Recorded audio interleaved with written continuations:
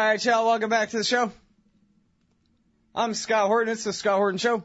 ScottHorton.org is the website. You can find me on Facebook, Twitter, and YouTube at /Scott Horton Show.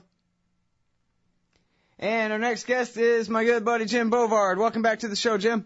Hey, Scott. Thanks for having me on. Well, thanks very much for joining us. You guys all know Jim Bovard. He wrote most of the books. Well, the ones that Tom Woods didn't write, this guy wrote. And, most in the world. 51%. Including The Farm Fiasco and Freedom in Chains and Feeling Your Pain. And the subtitles are all really great, too. You got to check them out. Terrorism and Tyranny, The Bush Betrayal, Attention Deficit Democracy. And the latest is his memoir, Public Policy Hooligan, which is hilarious, and which you can read on your Kindle or whatever you got there. And I highly suggest that you do that. And also, I want you to look at this great piece in the Wall Street Journal. And if you get, the best thing to do is go to Google News if you want to read a Wall Street Journal piece. And if you click from there, you should be able to read it.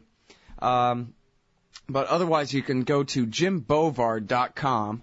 No paywall there. Go to jimbovard.com and you can read it at his blog, too. It's called A Brief History of IRS Political Targeting. And, man, this is really good. I like histories of political persecutions, Jim. Why don't you take us back?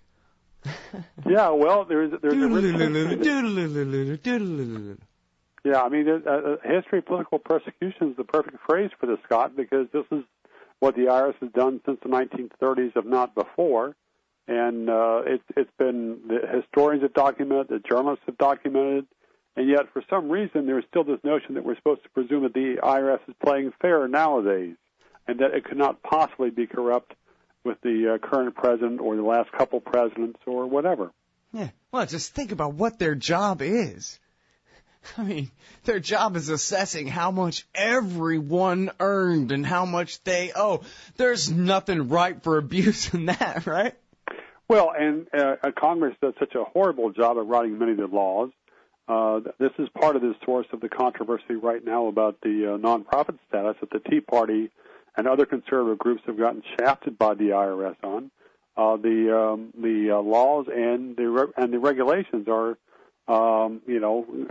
vague, clumsy, and kind of paradoxical. So you just have these bureaucrats, and someone says, well, do what you think is best, which is almost always a bad idea to tell bureaucrats that. Mm-hmm. Well, one thing, too, about presidents I notice is that the further back in history they go, like George W. Bush. I mean, he was president, 2 generations ago or something, and now people think of him as not that bad, really. Because as time goes by, and then we start thinking of people like, JFK, he might as well be on Mount Rushmore and whatever for as much as everybody worships him. And basically you have to respect the office, Jim. And so ultimately, people just, I don't think, wouldn't believe the way you tell this history here, and citing your sources too, of virtually every single president since Franklin Roosevelt using the IRS as a form of a personal Gestapo. Well, and using it to punish their enemies and often to suppress their critics. That was what John F. Kennedy did. There was a speech that Kennedy gave in which he denounced the discordant voices of extremism and derided people who distrusted their leaders. Almost exactly what Obama said at Ohio State University a few weeks ago. And yet, shortly after Kennedy made that speech, he signaled that he wanted the IRS to be vigilant on the tax-exempt status of conservative groups. And a few days later, the IRS launched the Ideological Organizations Audit Project, which targeted right-wing groups, including the FEE and the American Enterprise Institute and the Christian Anti-Communist Crusade. And Kennedy knew about this. Kennedy was on top of this, and Kennedy had signaled to the IRS chief that he wanted to be aggressive on this. He sent that. That was a memo a few months before he was assassinated. So it wasn't like this was some throwaway line on his speech, but he was very, very clear on this. Nixon came into power and greatly increased the amount of persecution, I guess, for lack of a better term, that the IRS did. There was a project. Nixon created the Special Services Staff, which was known by its acronym SSS, and which tied together almost all the IRS activities that involved militant or radical or subversive organizations. More than 10,000 individuals and groups were targeted because of their political activism or their slant during Nixon's presidency. Wow. And, I'm sorry. This is a great history, and we have all the time in the world for you to tell it, and I really want you to take all the time in the world to tell it, too. But I just want to interrupt you here just to dwell on that for just a second, because everybody knows a little, at least, about COINTELPRO, right, and the picking a fight between different factions of Black Panthers and persecuting people this way and that. But I don't know. Maybe in the past I heard of this, but maybe this is the first I've ever heard of the IRS's involvement in that very same type thing. I mean, that sounds like what you're talking about. It was part of COINTELPRO. Very much. In the 1960s and early 70s, there was a fair amount of, shall we say, cooperation between the FBI and the IRS. There were a number of names that were given back and forth for people for the agencies to look at. Mm-hmm. There was a very good report. The Church Committee did the great series of reports on COINTELPRO coming out in late 1975, early 1976, and they had a separate report on the IRS, and it's a really good reading.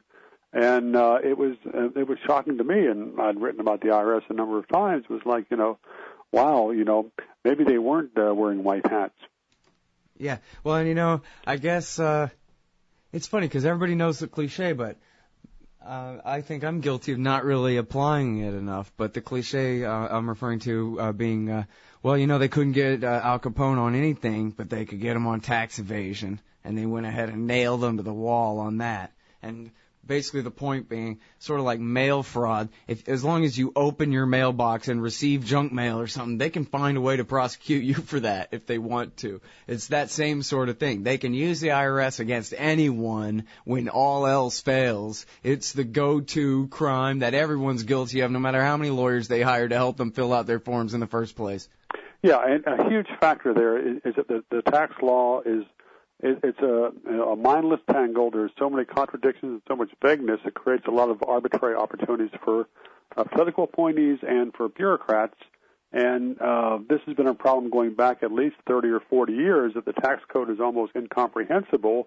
And yet, thanks to it being almost incomprehensible, that creates a lot of opportunities for abuse. And these are opportunities which have not been neglected. This has been pointed out by the General Accounting Office, by various independent commissions and stuff like that, and yet Congress has not chosen to fix the tax code.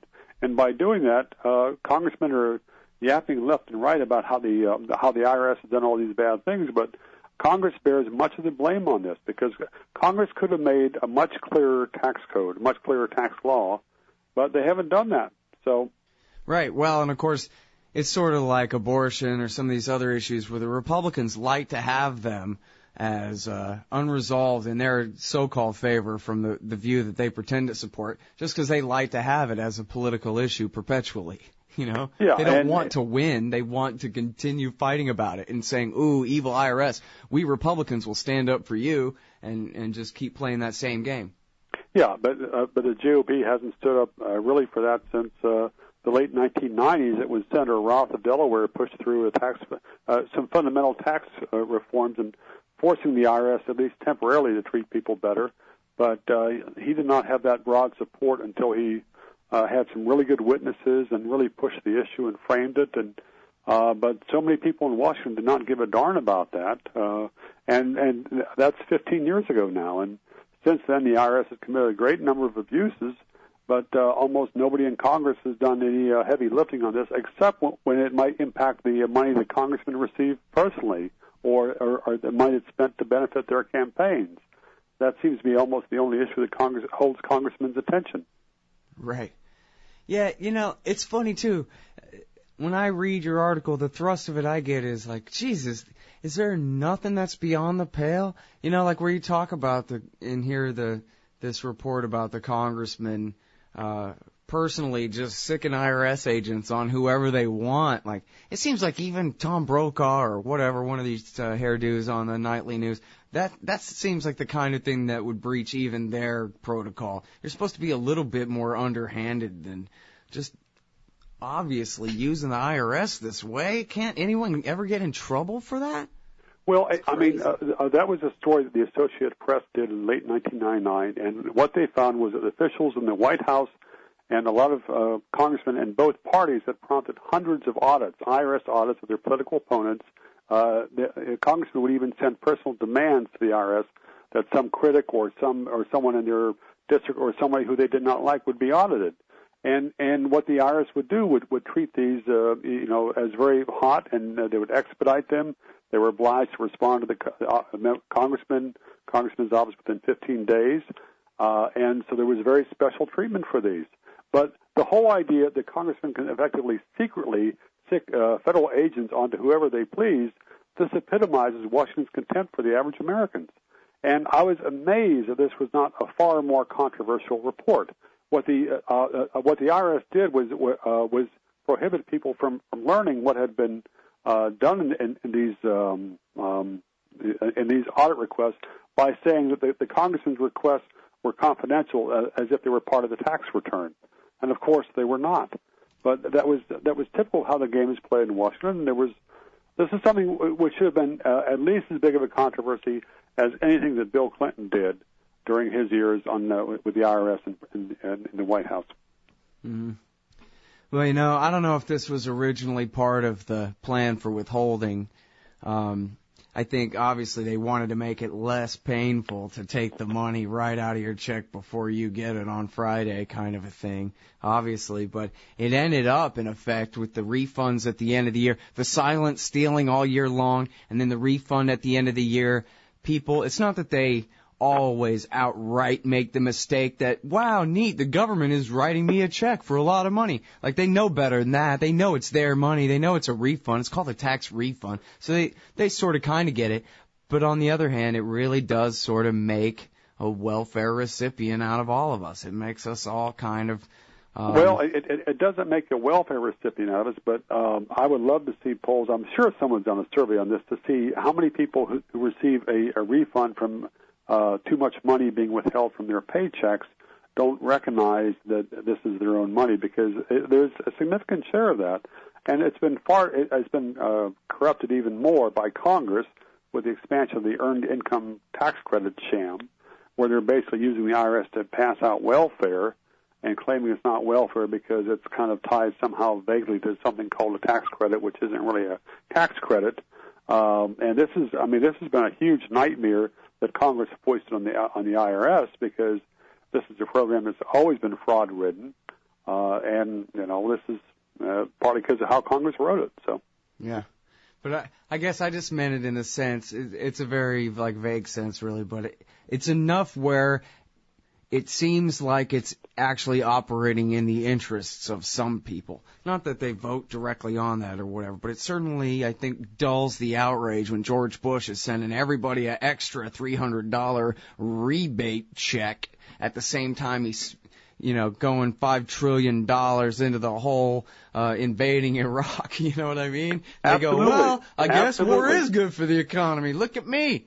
Yeah. Now, it's interesting because I have memories. I first started paying attention to politics in the mid-late 1970s, and President Carter came into office, and he was proposing to have the government send every household a $50 check, and there was outrage by Republicans, and a lot of very good criticism of that. And then you fast forward 25 years with George W., and all of a sudden, well, it's a good idea. Yeah, we got to stimulate spending. Well, yeah, and it's just fascinating how the standards it was a horrible idea when a liberal Democrat first proposed it. But this is typical how tax policy is scored in Washington. There are very few folks who are willing to throw the same penalty flag for conservatives and liberals and for Republicans and for Democrats. Yeah. All right, now listen, I want to tell you real quick a story, and then I want to ask if you got any good ones for us. I know you do, but I met a guy who he owned a lumber yard. And he always was afraid of the tax man, so he had a lawyer and an accountant, and they worked together, and they made sure that everything was cool, and he paid early, and he jumped through every flaming hoop. That's the way he told the story anyway. He didn't even mind overpaying, just so that he wouldn't have the worry. He said, don't find any clever loopholes, boys, just pay them, And then they came for his ass anyway, and they nailed him to the wall, and they destroyed him, and they destroyed his family, and they destroyed his business, and everyone was fired, and the thing all went bankrupt, and the pigs ended up getting to keep whatever couple of tens of thousands of dollars they were after that they got out of this guy's hide, and his life was over. And, you know, at least at the time I met him, he hadn't blown his own brains out yet. But it seemed to me like, wow, these guys are sort of a foreign invading army of terrorists destroying the lives of the American people. They're no alphabet agency or something. They're ruthless villains. Jim, do you have any anecdotes along those lines or counter to them, maybe? Gee, I've never heard anybody criticize the IRS like that. Never. You know, there's a bunch of anecdotes I have like that in Lost Rights. I've got it back in almost 20 years old now. I had a chapter in there called Taxing and Tyrannizing, which I reread for the Wall Street Journal piece. And there were a number of cases there, horrendous cases which I'd forgotten about. There were also a number of excellent cases that came out from the Senator Ross hearings in 1997-98, where very similar to that, the IRS would go in and basically ruin people's lives, and often based on totally bogus charges. So